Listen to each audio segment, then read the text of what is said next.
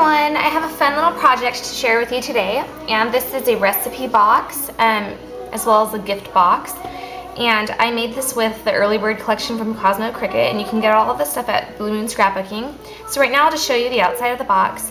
This is a primo flower that I got from Blue Moon, and these are just some chipboard flourishes that I covered with felt, and this is cardstock from Cosmo Cricket, and it's shiny because I covered it in Mod Podge, and the reason why I covered it in Mod Podge was because I wanted to seal the paper. I'm going to be setting this on my countertop during the holidays, so I want to make sure that if something splashes on it or it sets on something icky, it's not going to get absorbed by the cardstock and look yucky. So the Mod Podge acts as sort of a varnish or a sealer.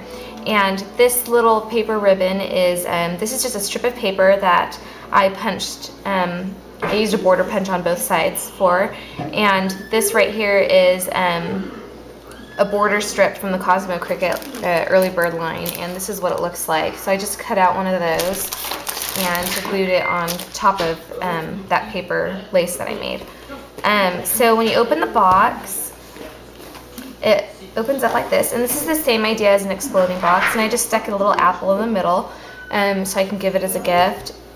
And when you open it up, it's got all these little files, and this is where I'm going to put my family recipes. So, and I used the early bird cardstock stickers to make the tabs, and I just covered the back with pattern paper. And here are some of the tags that came in the collection, and that's another cardstock sticker. So you open it up, and it's got all these neat little ribbon pockets where I stuck the tags, and you can even make little tiny recipe cards to stick in there or just write them on the paper. So that's what that one looks like. So lots of fun stuff you could do with this project. You can even put candy in the center instead of an apple, or some fudge or Christmas goodies. This actually isn't a Christmas collection, but I kind of made it look like it would go with Christmas, so that was the original idea. Okay, so now I'm going to show you how to make the box, and it's really, really easy. You're just going to need, you'll need 1, 2, 3, 4, 5 pieces of 12 by 12 cardstock. And right now I'm going to show you how to make the base. What you'll want to do is you're going to want to score your paper at 8 inches and then again at 4 inches. So 8 inches and then 4 inches. And then turn it once and score it again at 4 inches and then 8 inches again.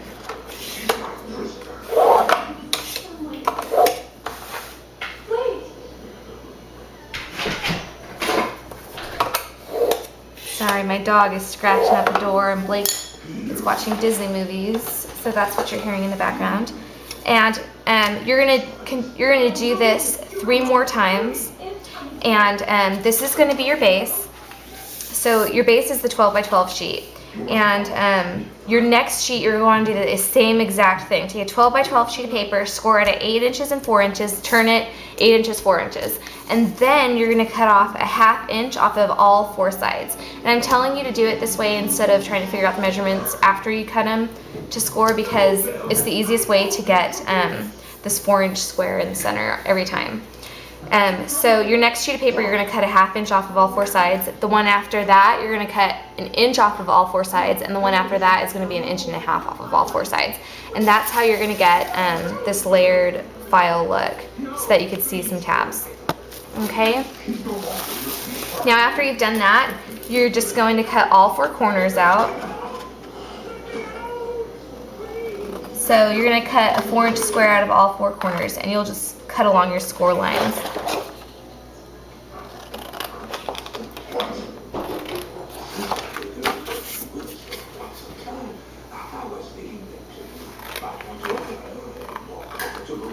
So continue doing that until you have something that looks like this.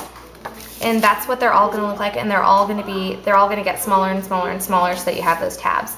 And then you can use a corner rounder to round off the corners like I did. So there's your base, and you'll just glue it in the center. Each layer will be glued down in the center only. Now I'm going to show you how to make the lid, and I'm going to do this on pattern paper so you can see how this is done. Now the side that you want to be the outside of the lid is going to be face down when you're doing this. So first what you want to do is make an X, so you're going to fold it diagonally twice, just like that, and try to make your folds as precise as you can, because you want to have a nice sharp box.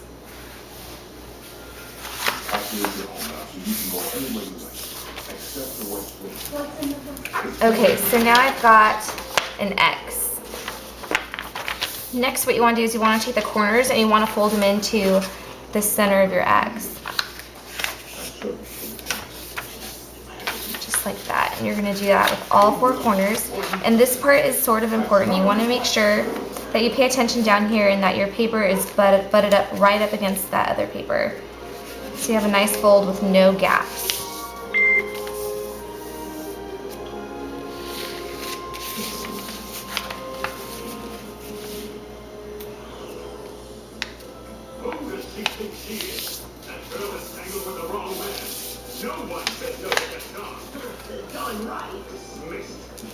And on this last fold, you may have a gap on one side, but that's okay because it's going to be folded in.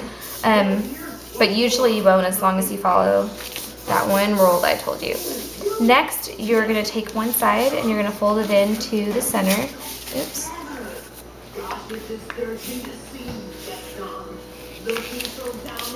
And you may need to use your bone fold for this because this is where the paper starts to get real thick. And do the same thing on the other side.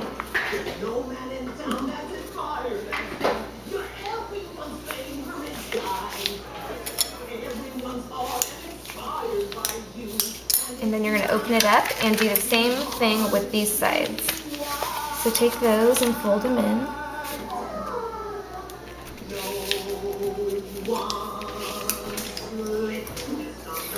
Okay. And same thing on the other side.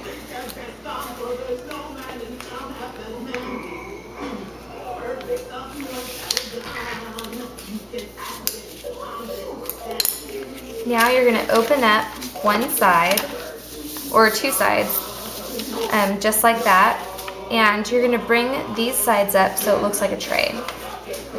So you see how that looks there? Now here's the tricky part, so you've really got to pay attention. So when you bring up those sides, just fold them down and then reinforce your scores all the way down real quick. Okay, now lift those sides back up, and right here is where it gets really tricky. If you look right here, you'll see this little flap. You're just going to take that and you're going to bring it, push it in like that with your finger, and then bring this up like this. And if you could see, what it's doing is it's kind of, and it'll do this on its own for the most part. So now I'm holding that wing down and I'm just scoring that, or burnishing that fold. And you're going to do the same thing on the other side. So on the other side I have my little tray and I'm taking that wing, just like this, and I'm pushing it in. And as I'm doing it, I'm pushing that paper down, and then I just bring it down just like that. And I'm making sure that my side lines up nice. And then you're just going to score that fold. And you'll get this once you start doing it. I know it's kind of hard to see on video. Okay, so now I've got that. And it kind of looks like little diamonds. There's a diamond here and a diamond there. That's what you want. And then you're just going to fold this down.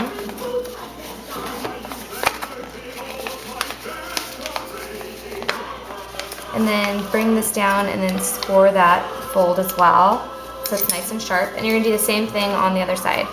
So on the other side, I'm taking that little wing and I'm pushing it in just like that. And then setting it down and folding it. And then I'm going to do the same thing on the other side. Okay, so now I've got those diamonds again. And then you're just going to take this and fold it in like that. And you don't have to tape these inner flaps down if you don't want to, because they'll stay just like that. So there's the lid to your box. And we'll just pretend that I have little tabs in there. And you'll pull up the sides like that and stick your lid on there. Then you've got a neat little recipe box. And that's how I got this. So I hope you guys liked it, and don't forget you can get all of these goodies at Bluemoonscrapbooking.com. I'm pretty sure they don't sell apples, so you might want to go to the grocery store and get your own. But there's my little recipe box. Thanks, guys.